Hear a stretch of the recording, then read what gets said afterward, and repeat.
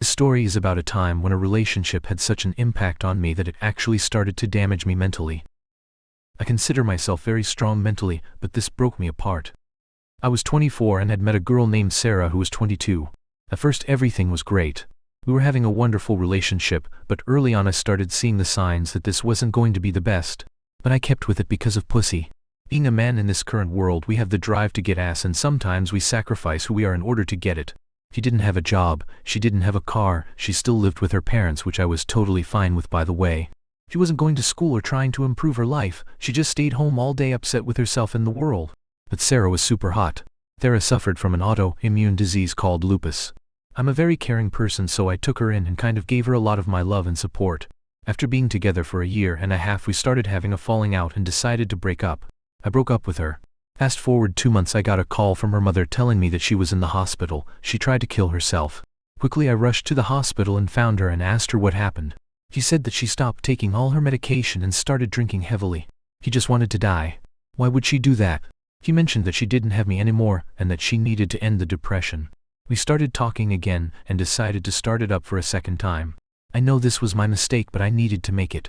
It never works out with an ex for the most part. If there was a big separation and main reasons that caused a breakup, such as the lack of goals, lack of drive, and no feeling of happiness for life, which Sarah always exuded. I'm not perfect, I know that, but now this is where the story takes the turn. I had been with Sarah again for the last 3 months after our 2-month breakup. It felt very rocky to me at the beginning, and something was different, but again the sex was good, and that's all we really had. I tried to convince myself that there could be more, and I believe she wanted to keep it going until this day. We decided that since we were apart for so long, we should take a vacation together.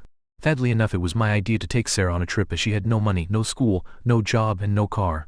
I knew that I would be the one providing everything for this trip. I had been making a good amount of money, $60,000 a year, and I'm frugal with how I spend it, so I took us to Hawaii. Upon landing in Hawaii, we got into our hotel and everything was seeming to go well. We decided to go check out some of the small tchotchke souvenir shops. Now, during the first time in our second attempt of this relationship, she brought up a man's name I had never heard before. His name was Josh. Every time we would go into a new souvenir shop, she would say that's something Josh would like. Oh man, Josh, that was his favorite character. And then I asked, who is that? And she replied, oh, it was my ex from when we broke up. I couldn't believe it. We were only broken up for 2 months. It made me feel a little bit crazy. Were they together before we broke up? Or was she talking to him before when things were rocky? Am I really the reason she tried to kill herself, or is she depressed? I told her maybe won't bring him up anymore. It's kind of strange. She agreed and said she was sorry.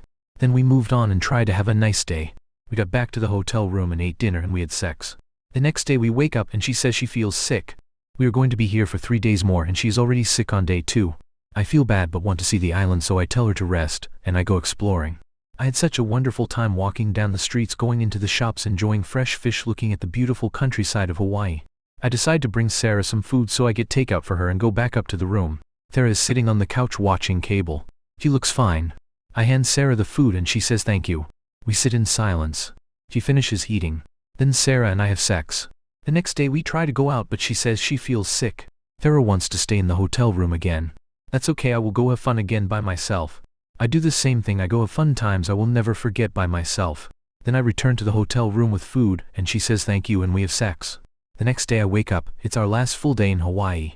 I make breakfast for Sarah and try to talk to her, but she wakes up very late into the day. It's already noon. She feels sick still and says she's sorry but I can go have fun by myself. I start to feel a bit angry and do not understand why I did all this, and begin to feel very stupid, like a dumb cock who fell for all the BS again. But then again I decide to not let this affect me and go and have fun again. The night comes, I do not want to bring her dinner again and feel like her cuck that just brings her food and nurtures her. So I decided to go to the bar. I talked to a few locals and they recommend a certain local bar that has good vibes and cheaper drinks. I arrive at the bar at 8:00 p.m. I do not leave until 1 a.m. in the morning. I spent $600 on shots and beers for not only myself, but a lot of the regulars in the bar. I even took a bottle of liquor and a 6-pack with me. I do not know how I got back to my hotel room to this day. I do not, but I do remember the rest of the night.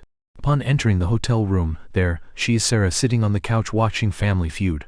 She's shaving her legs, and I kind of slam the door behind me. She says, ouch. Sarah kind of has a stern voice with me, and says, you made me cut myself with my shaver, you were being too loud. That's the first thing she says to me all day. I lose my mind and I have a mental breakdown. I take my shirt off and wrest in peace the shaver out of her hand, and I forcefully and aggressively run the blade across my chest, cutting open my body. I begin to yell at Sarah, and tell her this is what a real cut looks like, you little fucking baby. Blood begins to run down my pectorals down towards my stomach. Sarah has a look on her face of pure horror and fear. Sarah doesn't say anything, she's in shock. I am so fucked up and drunk I just stared at her. Then what Sarah does next is in hindsight crazy, but maybe she did this because she felt like she needed to protect herself. She stands up slowly, Sarah grabs my hands and pulls me to the couch. She pulls my pants down and starts to suck my cock. I can't believe what's happening. Once I am hard, she jumps on top and starts to straddle me.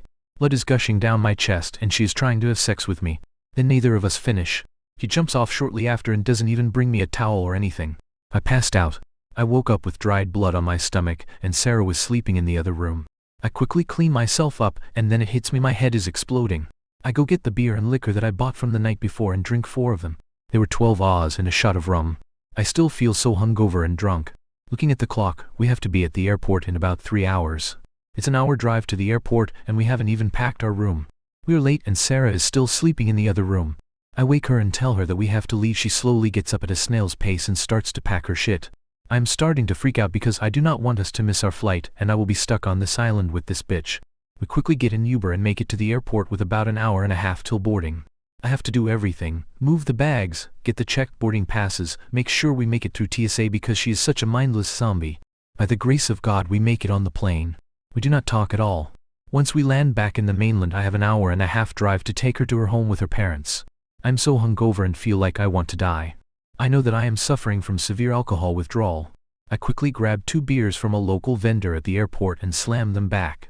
My eyes are the color of blood, my head has an earth-shattering headache, everything feels dizzy and the world is moving underneath my feet.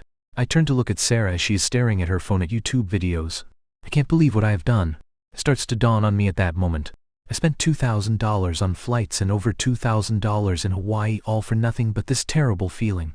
I get us to the car, load up the bags and continue to drive an hour and a half to her parents' house. I drop Sarah off at her house and before she goes, she tells me I love you.